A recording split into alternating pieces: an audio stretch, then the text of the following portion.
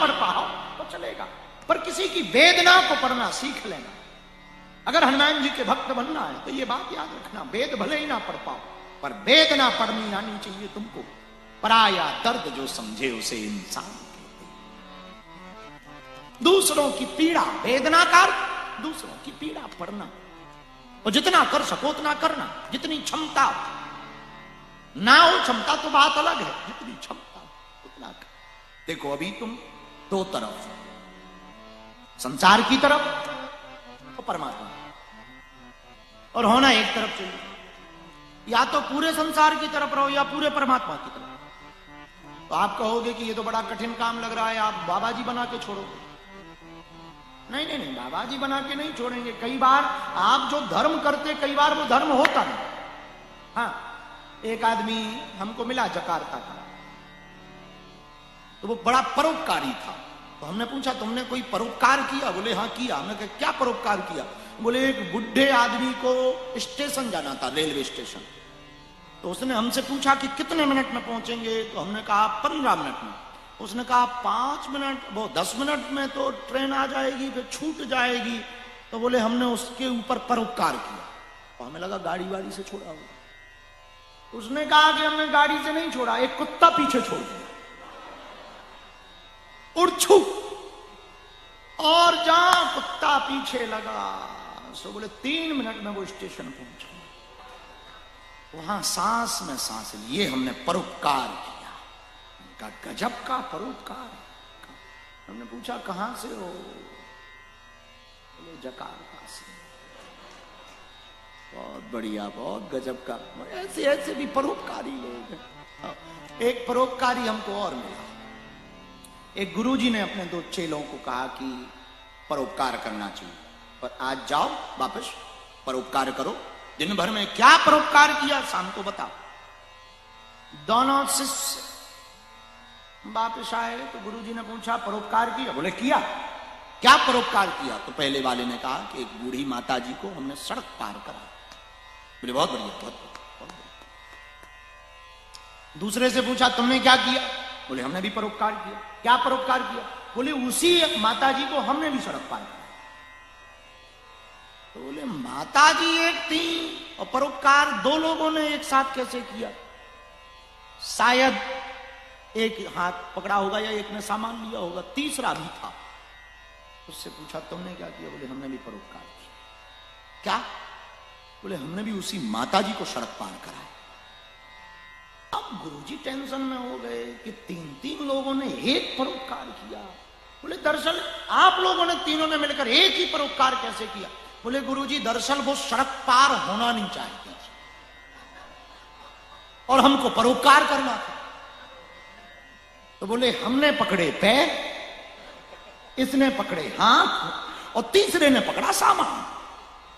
अब बोले तो गुरुजी ने बोला कि बड़े मूर्ख हो, फिर तो वो गाली दे रही होगी। तो बोले दे रही थी, पर आपने ही कहा कि परोपकार में गालियां भी मिले तो सहते रहना चाह रही है।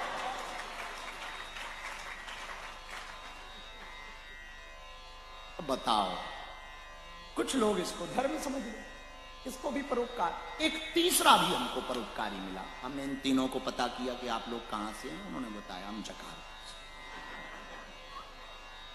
से। एक और हमको परोपकारी मिला, वो भी यहीं का था। वो और गजब का परोपकारी, कई लोगों की जेब साफ कर दी उसने। तो हमने पूछा कि तुमने इतने पॉकेट क्यों मारे? बोले बेचारे कुर्ता पहन कर आए और कुर्ते में वजन लटक रहा है, हमसे देखा नहीं गया। इतना जो कुर्ता पहने वो ध्यान से सुने। हाँ हाँ हाँ, आप जरूर हमसे सुन। हाँ, तो कुर्ते में वजन लटक रहा था। अब वो बार बार जब चलते थे तो वो वजन लग रहा था, पैर में लग रहा था, जांग में लग रहा था। हमसे देखा नहीं गया। हम परोपकारी आदमी, हमने सोचा इनका वजन इनका नहीं रहेगा, हमारा हो। और बोले हमने, तो हमने कहा जेब काट के किया क्या? बोले कुछ नहीं, जो वॉलेट था और जो मोबाइल था वजन तो था ही 200-300 ग्राम का। जेब पर भी वजन था, बेचारा कुर्ता भी परेशान था। और आदमी तो हमने वो निकाल करके तो हमने कहा कि ये क्या है? बोले ये भी परोपकार है। हमने पूछा बेटा कहां रहते हो?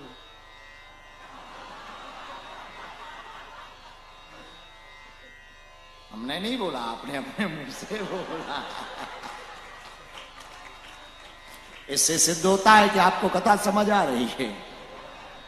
हम कुछ और समझाना चाह रहे हैं। हम जकार्ता से इस बार दिल्ली से बोलने वाले थे, लेकिन अब आप अपने मुंह से ही कह रहे हो तो ठीक है, कोई बात अलग। तो कई बार हम लोग धर्म की व्याख्या बदल देते हैं, अधर्म को धर्म माने। कई बार अर्थ ना जान पाने के कारण सही को सही और गलत को गलत नहीं मान पाए। तो यदि मनमुखी रहेंगे तो ऐसा परोपकार करोगे, पर गुरुमुखी रहोगे तो बेहतर परोपकार। हम आपको बताना ये चाहे कि मनमुखी होने के बाद ये परिणाम होता है, पर गुरुमुखी हो जाओगे तो सही को सही और गलत का गलत का भेद कर पाओगे। इसीलिए आज का सूत्र है मनमुखी नहीं, बोलो बोलो बोलो, गुरुमुखी। तो हम लोग दो तरफ हैं, संसार की तरफ और भगवान की तरफ, जगत की तरफ और जगदीश की तरफ। होना ये चाहिए कि एक तरफ हो। अब आप कहोगे कि आप बाबा बनाना चाहते, यही थी ना? नहीं, बाबा नहीं, हम एक उपाय देना चाहते आपको, मेरे पागलों जो घर बैठ करके लाइव देख रहे हैं, अथवा आप, हम आपसे प्रार्थना करें, हमको आपको बाबा नहीं बनाना। हम चाहते हैं आप बाहर से संसारी रहो, अंदर से सन्यासी हो जाओ। हाँ, बाहर से संसारी रहो, अंदर से सन्यासी हो जाओ, बीच के बीच रहो, मध्य मार्ग, जो पहले दिन का सूत्र, मध्य मार्ग, बीच के बीच जीवन बहुत अच्छे से गुजरे तो भगवान के काम के भी रहोगे और समाज के भी काम के रहोगे। यदि केवल भगवान के हो जाओगे तो समाज वाले कहेंगे है पागल, और केवल समाज के हो जाओगे, संसार के, तो परमात्मा की नजर में कुछ नहीं रहोगे। तो इसका उपाय क्या? जो तुम कर रहे हो उसे अपना कर्म मत मानो, भगवान की पूजा मानो। भगवान की सेवा है, क्या सेवा है? बजा रहे हैं, भगवान की सेवा है। जिंदगी है, आप जिस दृष्टि से देखोगे उसी दृष्टि से जीवन दिखाई पड़ेगा। एक बिल्डिंग बना, मंदिर में 4 लोग मजदूर होते हैं, चारों की सोच अलग अलग होती है। एक आदमी गया, पूछा क्या बना रहे हो? दूसरा बोला मजदूरी कर रहे हैं, बना दो, मजदूरी कर रहे हैं। तीसरा दूसरे से पूछा क्या कर रहे हो? दिन काट रहे हैं। तीसरे से पूछा क्या कर रहे हैं? पत्थर तोड़ रहे हैं। चौथे से पूछा क्या कर रहे हैं? भगवान का घर बना रहे हैं। मंदिर एक है पर देखने की दृष्टि अलग अलग है। ऐसे ही जीवन एक जैसा सबका है, पर जीने का तरीका सबका अलग है। कोई थोड़े से में ही आनंदित हो जाता, कोई बहुत में भी आनंदित नहीं होता है। कुछ लोग भगवान ने जो दिया उसी में वाह प्रभु तेरा धन्यवाद, लाख लाख शुक्रिया है कि कम से कम मनुष्य तन तो दिया, कहीं गाय भैंस बने होते फिर क्या होता? भगवान का शुक्रिया है। और कुछ लोग ये पाकर के भी शिकायत ही करते हैं, ऐसा नहीं किया, वैसा नहीं किया। इसलिए दो तरफा मत रहो, एक तरफा, या तो भगवान की तरफ रहो या संसार। एक बहुत सिद्ध संत श्री नागरी बाबा हुए, वृंदावन में बड़े प्रसिद्ध थे नागरी बाबा। नागरी बाबा के जीवन में यही घटना हुई कि वो किसी राज्य के मंत्री थे और एक दिन भक्ति जगी तो वृंदावन आ गए। वृंदावन आए तो उस राज्य में कोई विपदा आई तो वहां के लोग मिलने आए कि आपको राजा ने बुलाया है कि आप 2 दिन के लिए केवल आ जाइए, बड़ी विपदा आ गई है और आपके अलावा उस विपदा को कोई सुलझा नहीं सकता। नागरी बाबा ने कहा यदि ऐसी बात है तो कल चलेंगे, आज बरसाने जाएंगे। बरसाने में गए दर्शन करने, नीचे सीढ़ियों से उतर ही रहे थे। उतरते उतरते जो झाड़ू लगाने वाली झाड़ूदारनी होती है तो बोली ए बाबा, जानती तो थी कि पहुंचे महात्मा है, पर वहां के ब्रजवासियों का तो अलग ठाट बाट रहता है। ए बाबा एक तरफ हो। तो नीचे उतरते ही मंत्रियों, जो राजा के मंत्री आए थे, उनसे बोले भैया आज तो हमको झाड़ू लगाने वाली गुरु मिल गई। बोले क्यों? बोले वही हमसे कह रही थी 2 तरफ मत हो, एक तरफ हो, इस तरफ हो या उस तरफ हो। अब भैया अब नहीं हम जाएंगे, अब इसी तरफ हो गए, अब उस तरफ नहीं जाएंगे, इस तरफ के हो गए, भगवान के हो गए। एक तरफ के हो जाए, एक ही साधे सब सधे, सब साधे सब जाए। बंगाल के एक और संत हुए सिद्ध, आहा क्या अद्भुत नाम था, लाला बाबू। पश्चिम बंगाल के एक सिद्ध संत हुए लाला बाबू, राजा थे राजा। और एक दिन महल के बाहर खड़े हुए थे, और महल के बाहर खड़े होकर के बंगाल के बड़े सिद्ध राजा थे, बड़ा फेमस नाम था, और अपने महल के बाहर खड़े थे। तो नीचे वहां एक धोबी और धोबन, अब तो हावड़ा का पुल बन गया, पहले पुल नहीं था, उस किनारे पर धोबी और धोबन खड़े थे। तो जो धोबन थी वो अपने पति से कह रही थी, दिन गेले पारे चल, दिन गेले पारे चल।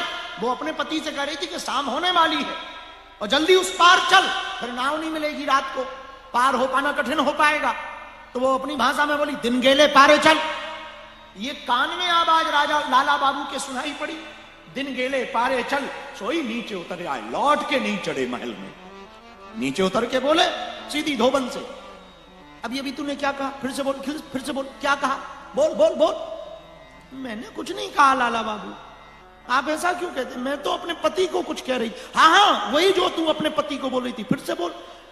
लाला बाबू मैंने तो सिर्फ इतना ही कहा, दिन गेले पारे चल, सांझ हो गई जल्दी पार चल, रात को पार नहीं हो पाएंगे, यही कहा। इतना कहती है, इतना कहते ही लाला बाबू की आंखों में आंसू आ गए, चरण पकड़ के बोले, धन्य है तू सही कह रही है, जिंदगी की शाम होने वाली है, अब तो पार हो जा, अब तो पार हो जा, तू धन्य है, तू मेरी गुरु है, धन्य है, धन्य है। दिन गेले पारे चल। और तुरंत दौड़कर लौट कर महल में नहीं चढ़े, सीधे श्रीधाम वृंदावन आ गए। वृंदावन में आकर के बस गए, कुंज में बैठे, कभी कुंजन में डोले, कभी बरसाने में डोले, कभी नंदगांव में डोले, कभी वृंदावन की परिक्रमा लगावे, कभी यमुना के किनारे डोले, कभी जो है गोवर्धन की परिक्रमा लगा करके वही बात मन में गुरु की भरी रही, वो धोबन की बात मन में भरे।